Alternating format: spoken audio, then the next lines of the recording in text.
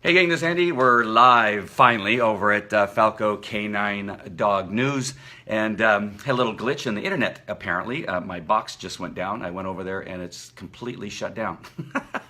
So I did not even get a chance to connect the appropriate Facebook pages and all that kind of stuff. So I apologize to our Falco, or not our Falco, our Facebook Live TV show Facebook page people. I'm broadcasting there using, but I'm talking about Falco Dog TV news today, and really fun. I walked in, I had already set up everything earlier this morning so that when I got back from the gym, I could just go live, and then the box is dead. So I'm not sure if I overused it yesterday, because I think I did about 5 live broadcasts yesterday, and put some new videos in our dog training membership sites, and very, very active on the internet yesterday. So I think I may have blown up the modem. But we got a few fun things to talk about. Unfortunately, 1 or 2 of the stories won't come up because I don't have an internet connection. And so I'm going to have to just use the ones that happen to still be on the open tabs. And I will try maybe to connect. I hate to connect using my phone because I'm using my phone to talk to all of you, but let me just give that one quick shot right now. I may overwhelm the signal, so I apologize if I get shaky or it just doesn't look that great. But there's a new video that I just posted yesterday, and one of them was the things that I did yesterday, and that was with Morty, the mortuary dog, teaching the dog how to do a high five. I think if you are want to spend some time with the dog doing a fun trick, and you were wondering how to get all of that done, then that might be a good video a good video for you to watch. Hopefully I can get through this. The excitement, when you're trying to go live and nothing's working, and then you're scrambling to get, I have to try to find a tripod for the iPhone and my iPad and stuff like that. So brain's a little scrambled right now, so please excuse me as I'm getting everything together. But that video about teaching your dog that concept is, I think, really cool. And you'll see some of the progress with the dog. You'll see some of the things the dog tries to get more out of me and that kind of stuff. So I think it's a really, really fun video. Hey, Mark.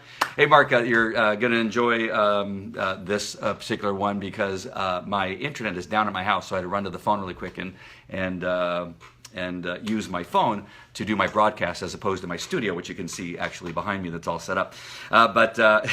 So, all right. So my iPad's connected to the internet. Excuse me. So let me see if I can pull up that tab, because I want to make sure there's one story that I want to make sure and get to regarding barking dogs. And it may not get there, but we're going to get to it. Back to the Morty, the mortuary dog, the high five thing. What we're going to do at the conclusion of reading a couple of the stories that I have prepared for you is that I'm going to have a little quick training session, dog training session, that I think you'll really enjoy about the word no, about that command that we love to use with our dogs. So I'm going to have a little bit of a discussion about that towards the end. So make sure and stick around. Make sure and subscribe if this is your first time watching either the live or the replay, so that you get notified when we're on, because not only do we do our show at usually at 9 o'clock, not 9:04 like this one started, but 9 o'clock. But we do other live broadcasts throughout the week. Breaking news in regard to dogs. If I'm doing some special training with a dog that I want to share with you, I'll go live suddenly. So make sure and subscribe. If you have any friends that have dogs or that are dog trainers, make sure and let them know about this broadcast. Share it with them. That would be fantastic. I would really appreciate that. We do some reviews on products and food. So if you have a food or a treat or a piece of equipment, a leash, a collar, or something like that, you would like me to take a look at and let you know our thoughts on what we think about that. After all, we have about 30 years, if not more, of experience in working with dogs, working dogs, police dogs, detection dogs, pet dogs, service dogs, therapy dogs, scent detection in regard to sport, Schutzen, KNPV, all that kind of stuff. So if there's something you want us to take a look at and just get my opinion, you may not agree with it, but it will be an opinion nonetheless, and I'll make sure, as you know, if you've watched any of the shows, I have an opinion about all kinds of stuff. And so we'll get to that thing right now.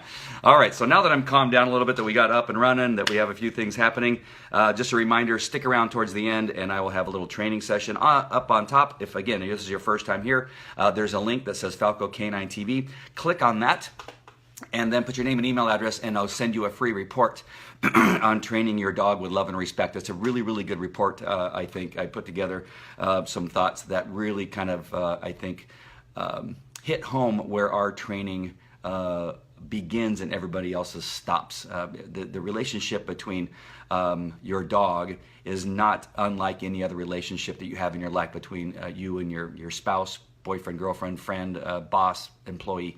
And so that report kind of spells that out. And then we talk about the 5 essential behaviors that you need to train your dog, regardless of what you're planning on doing with your dog. If it's a pet, you need these 5 behaviors to be really solid in order to really have a strong relationship with your dog. All right, so let's go ahead and start with this kind of interesting happening in Makefield. Makefield is in what city? I know all of you love this when I do this because I do this every time. Makefield. Somebody needs to find out where Makefield. Hey, Mark, get on that. Where's Makefield?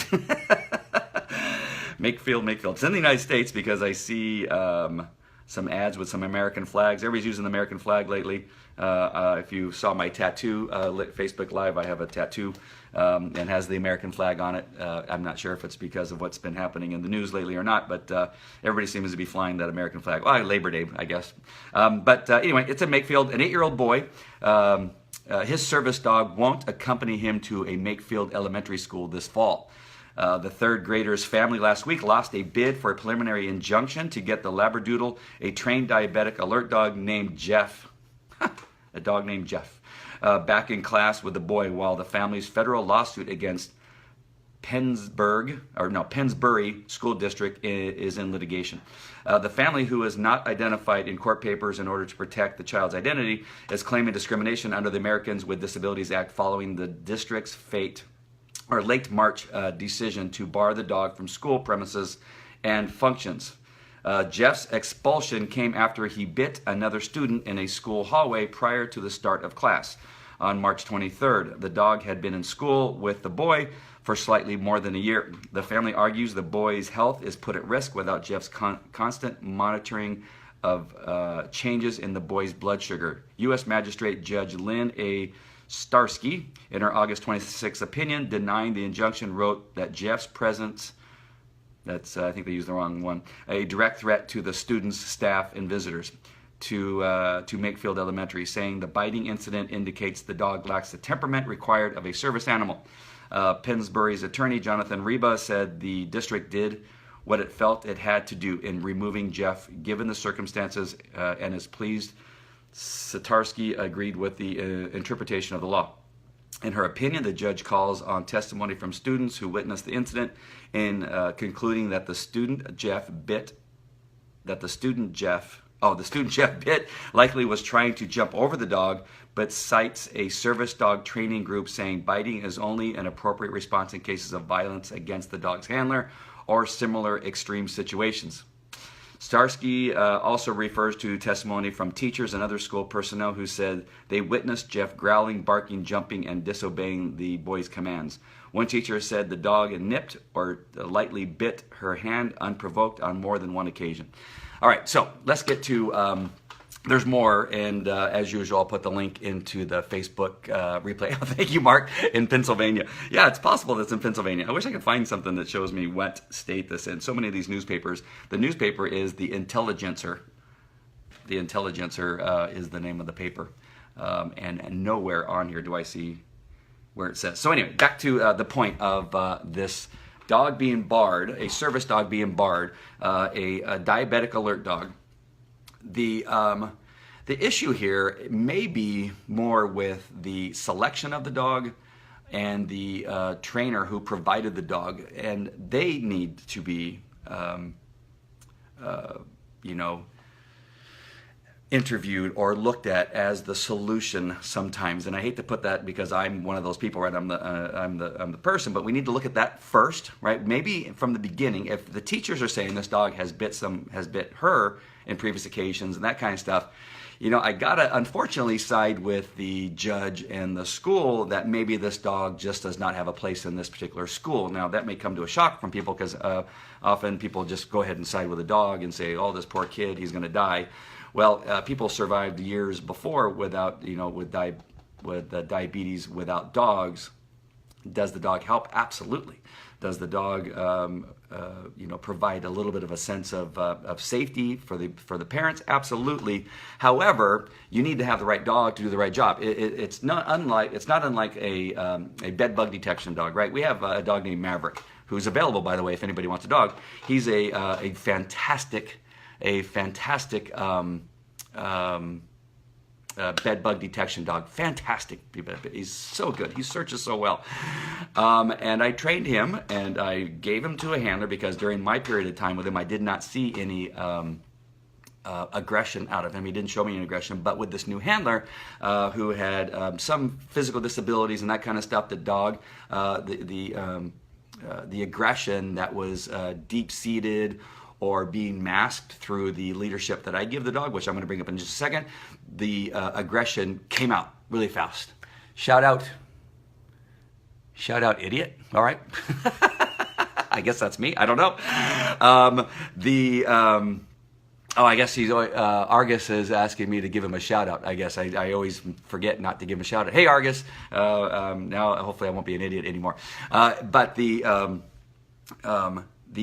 the emotion that's tied to a person with diabetes and the relationship with the dog sometimes brings out stress in the dog, and a dog that cannot handle stress will suddenly become more aggressive in environments where the dog feels a greater level of stress.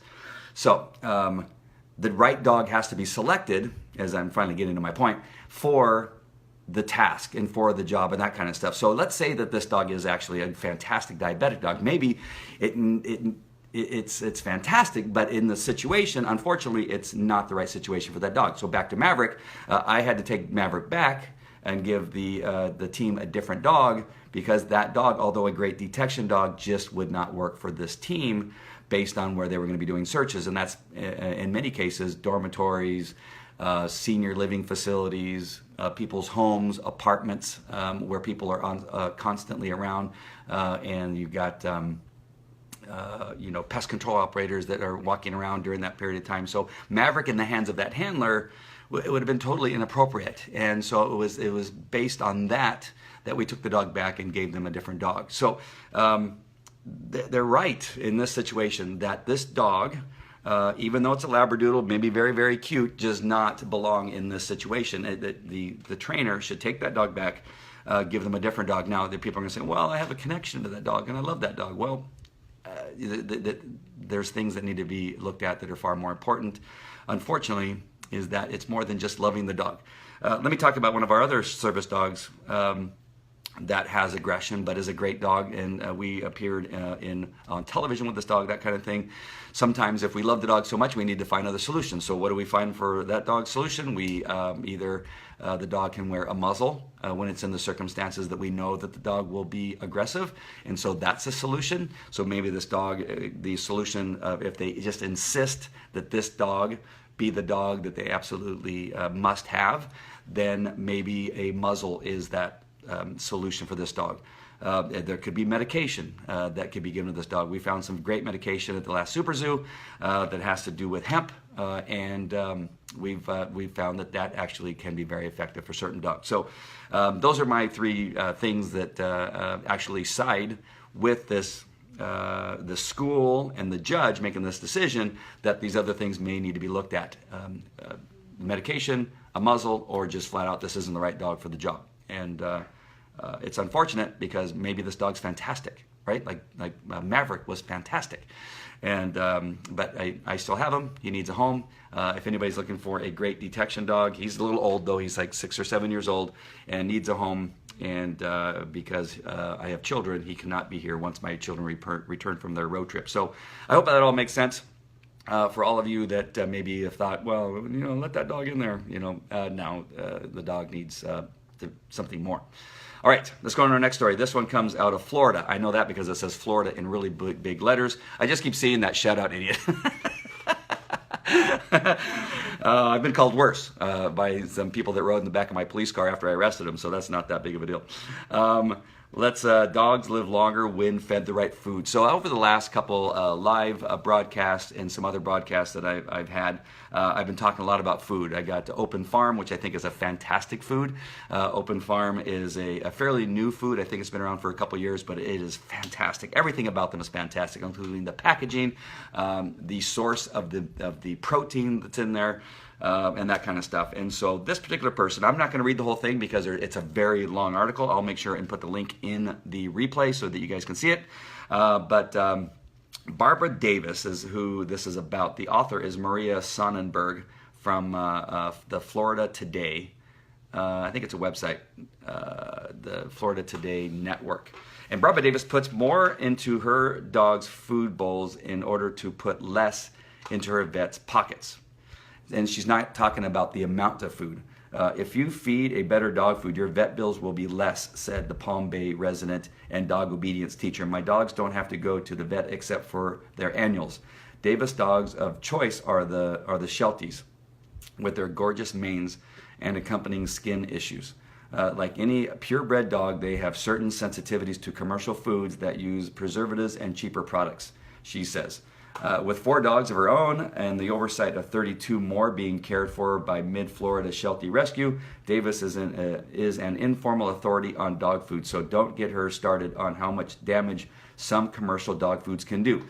So, this dog industry, which is a $24 billion a year industry, says the American Pet Products Association, the choices can be so daunting that watchdog sites such as dogfoodadvisor.com have sprouted up to help consumers decipher what it is they're putting in their dogs, in their animals. Since 2008, the website has reviewed more than 4,500 different types of food products. 4,500 different types of food products. Are you kidding me? I didn't realize that there was a lot at Super Zoo when I was down there, but 4,500 different choices that you have as a consumer. It takes no advertising or samples from pet food companies in order to remain impartial, so it can be a valuable resource for pet owners. And so what points, I'm going to bring out just a couple of them, but you're going to want to read this article. Remember that we have one of our programs that we have on falcodogtraining.com is Feeding Raw and Natural, and it's because of this very thing that she talks about, is that you can't always trust what commercial foods are putting into their diets and how they process it and who's putting them together. So although a creator of dog food may have the right idea, they often have these other companies. There's some in Texas, there's some in China, they're all over the world that actually put the food together and put it in the packaging, but they may not necessarily follow the guidelines. And I know this because I was in the dog food business for a good period of time, where this happened to one of the foods that we were selling, where the manufacturer, not the creator had a great product designed and put together as far as a recipe, but it was the manufacturer who decided to use shortcuts and less quality ingredients, and then it caused problems with the consumer's dogs, where the dogs began to get sick. And I don't think any died, but I remember that some got very, very ill and required quite expensive veterinarian attention. So you cannot trust it. You have AAFCO, AAFCO, who maintains the label on the food and has the requirements, but that doesn't change anything either. AAFCO has the these guidelines of how much dogs should eat, but it doesn't take into consideration breed. It doesn't take into consideration the size of dogs in relation to dogs that are fat and then dogs that are in good shape, dogs that are muscular and dogs that are not. It's not really a good guide to follow. It's a guide, but it's not a very good guide. And so that doesn't do you much good. So you really have to take control of what it is you're feeding your dog and how much you're feeding your dog. And so that's what this article kind of brings up. So let's talk about deciphering. No, not deciphering. There's one aspect here. One thing you need to know, and I brought this up too, is that ingredients in dog food appear in descending order on the label. For example, if chicken is listed as the first ingredient, it means unprocessed chicken, meat, is the most important and natural source of protein for canines. Should be in 2 of the top 3 ingredients in the food. So it should be in one of the first 3. Ideally, it should be number 1. So the dog food should be made more out of the protein that is listed on the label if your dog's going to get a good benefit from it. Years ago, I remember reading labels early on before when I first got in the dog food business with this really good quality food, that when I went and actually did research, the protein was actually 3rd or 4th in line on some dog food labels, which meant that the corn or the wheat or the filler or whatever it was actually taking up more of the ingredients of the food, and the protein was way down on the list. And so most of it was actually being pooped out by the dog. It was not being really utilized by the dog. So first know that. So when you look at a label, look and see what the first 3 ingredients is. The protein should be one of the first 3. Ideally, it should be one of the first. Meal, the rendered product of lamb, beef, or chicken meats, is next in the desirability scale. So you want either the unprocessed chicken to be first, and then after that, then the rendered part, and that is the stuff that's kind of the trimmings and that kind of stuff. So, and you don't want the horns, you don't want manure and stomach contents to be part of that. There we go, we're back. So we don't want any of those things to be in the rendered meal. So we don't want byproducts. We just want the protein, the meat meal. Again, no byproducts in there.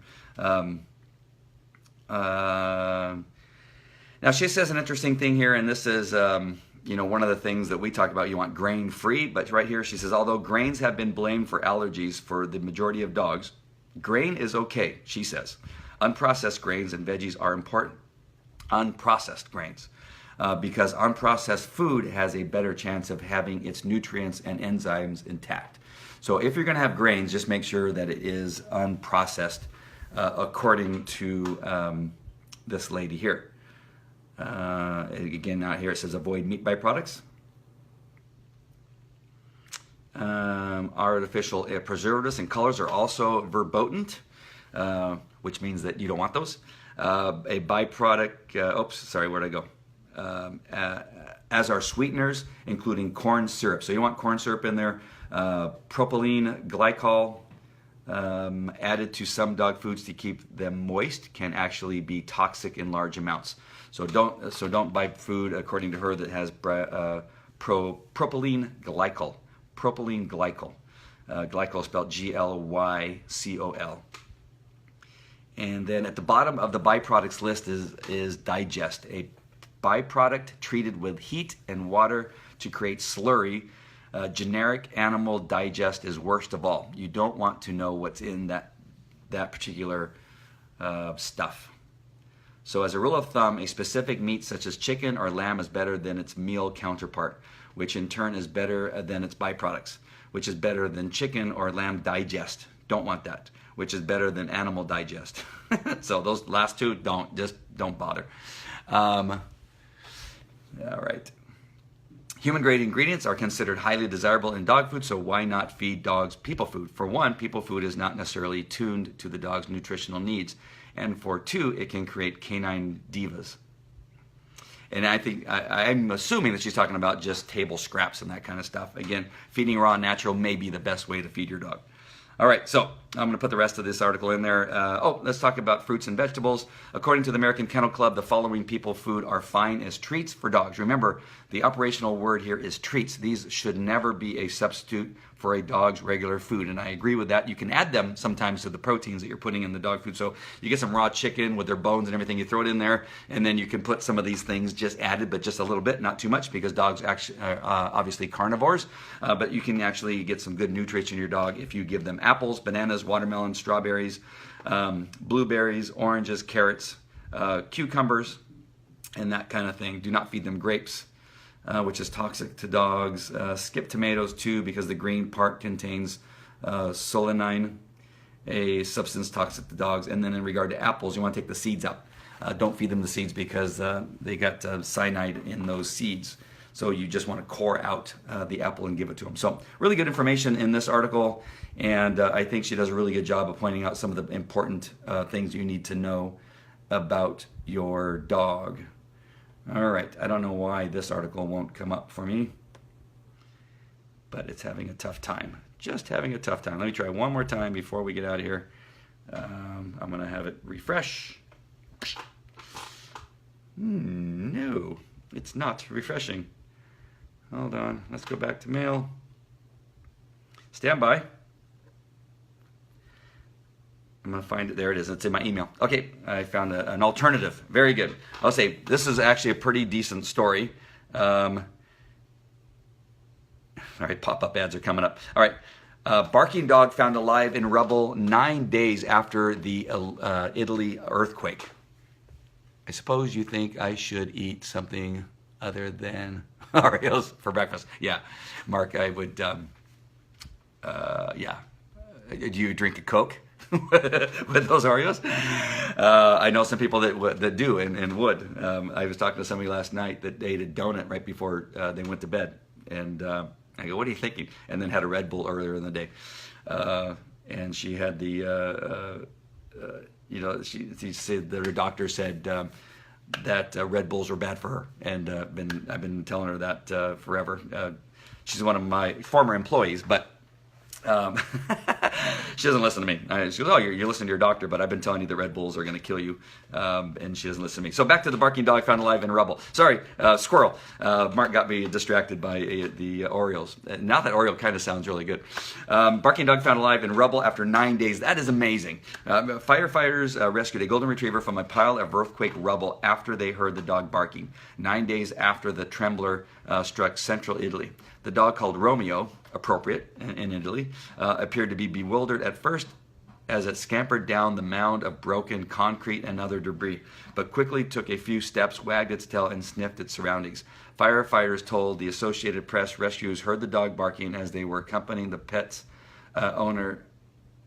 owners to retrieve essential belongings from their earthquake-damaged home.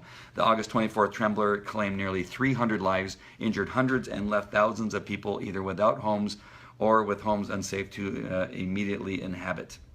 And there's a beautiful picture of this golden retriever there named Romeo. But 9 days, that's incredible. And obviously the dog must have found some water. Dogs can live without food for several days, but water, not very long. So there must have been a broken pipe or something that dog was able to drink from, because 9 days is an awful long time. And the dog actually looks fairly healthy, considering what it had been through. So that's really cool. That's a good story out of the devastation that occurred there in Italy, that you look for these stories because unfortunately there's so many people that lost their lives. What was it again? 300 people died in Italy on this particular earthquake. Amazing. But thank God Romeo was found. A positive story in an otherwise horrible situation over there. No soda for you? Oh, that's good. Well, a health freak eating Oreos. Are they? You put you drink or eat your vitamins with the Oreos? That would be really good. All right. So those are our 3 stories for today, and I really appreciate you sticking with me, being on the phone here and all that, and putting up with a little bit of a delay. And so, just as always, I really appreciate your time on these Saturday mornings, listening to a couple of these stories, and then as I've added the last couple shows are some training tips and that kind of stuff. So what I want to talk about is the word no, and how we as human beings tend to use it as a command. And this is going to be very short, but I just want to talk about it because it's really, really important.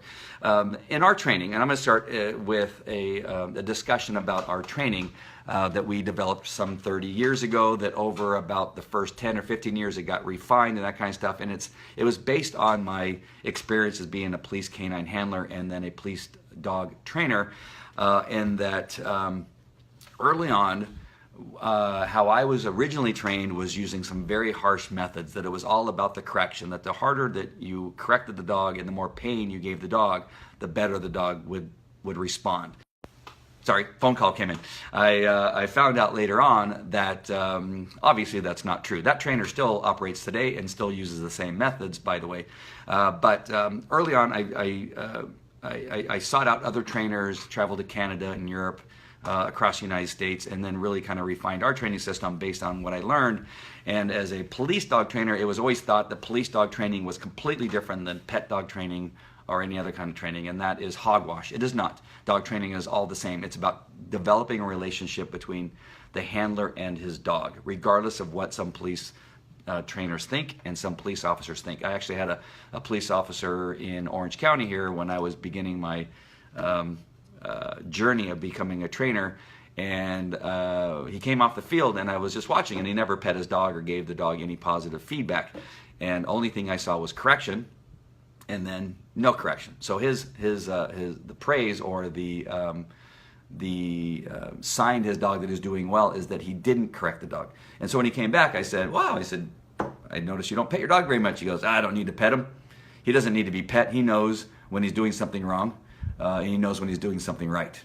He knows when he's doing something wrong because I tell him through a correction. This is not his exact words. If you can imagine, this 6'5", 280-pound man was saying about his little tiny 40-pound Belgian Malinois at the time was that the dog didn't need pets. The dog didn't need anything because he knew when he was right.